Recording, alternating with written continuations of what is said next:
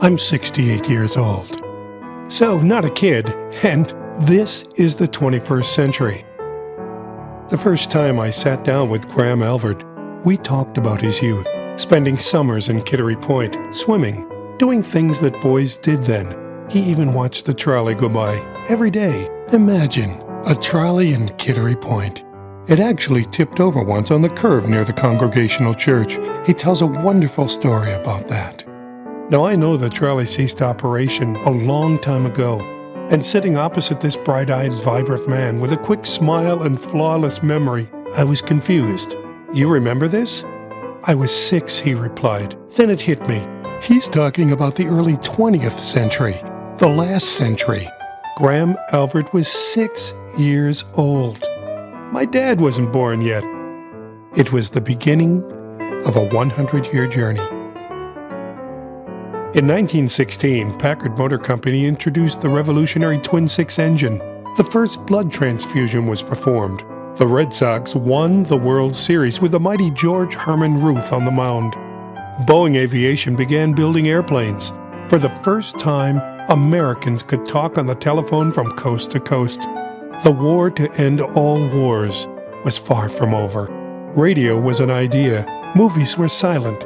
The Memorial Bridge in Portsmouth was still 7 years away. And Graham Gillette Alvord was born.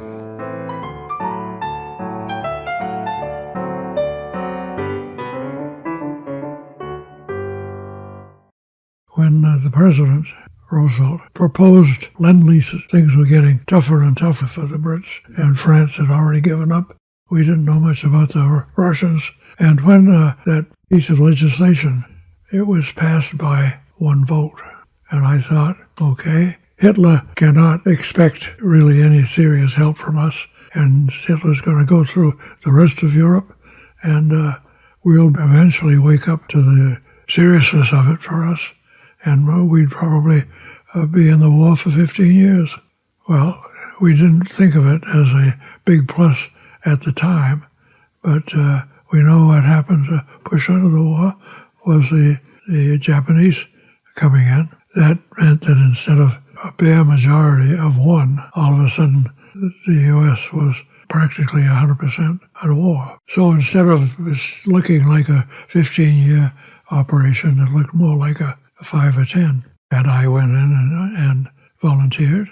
I had become a stenographer, and I was a pretty damn good one. So the result was that when I went into the Navy, they were desperate for people with abilities, language. So pretty soon they sent me to the naval operation down in Puerto Rico. After the course of a certain amount of time, the U.S. was getting ready to create a fleet of vessels, and they were looking for people to man those vessels. The vessels were called LST, which stands for Landing Ship Tanks, and they were large.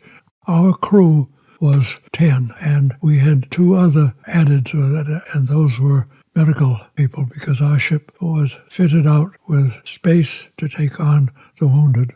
When we first got to England, my job was Executive Officer, which meant that I was mostly in charge of directing the ship. The first trip, we were slotted to be one of the first ones over there. There were probably, 15 LSTs operating around, but we had the honor of being the number one, and the battle was not going well for us on the first day around Normandy. So although we were originally designed to go in on the afternoon of D-Day, as we were going in, we were flagged to turn around and go back and stay overnight about 10 miles from the shore. And then the next day we were told to go back in.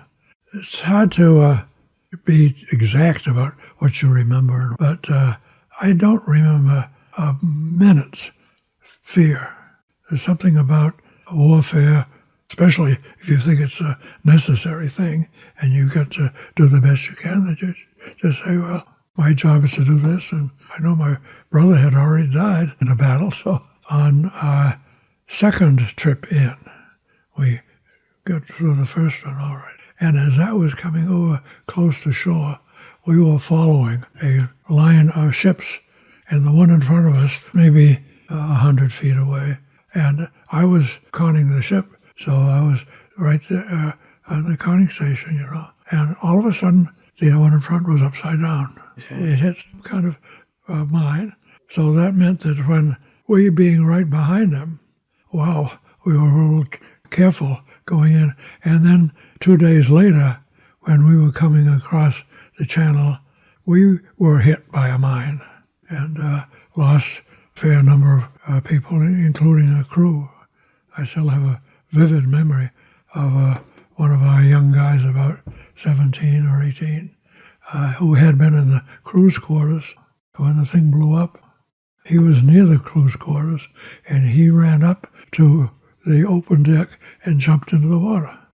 We were struck by the mine halfway across the channel, so we were towed the rest of the way in and discharged our load of equipment, and then we were towed back to England, and after we were patched up, we were towed all the way back to New York City.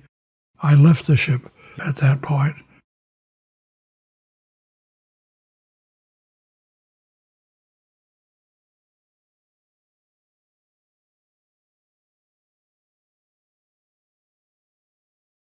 My youngest son took me to Normandy. There were 22 nations that took part in the battles of Normandy, and one representative of each of those countries were put in a special place. I was the one for USA. I have been critical about American history. I found I could make a very good case against our taking part in this war, and this war, and this war, and this war. We had a whole string of them in our history. But I couldn't think of one argument against our participation in World War II. I guess there's one thing I'm glad of is that if I had to be in a war, I was in a justifiable war.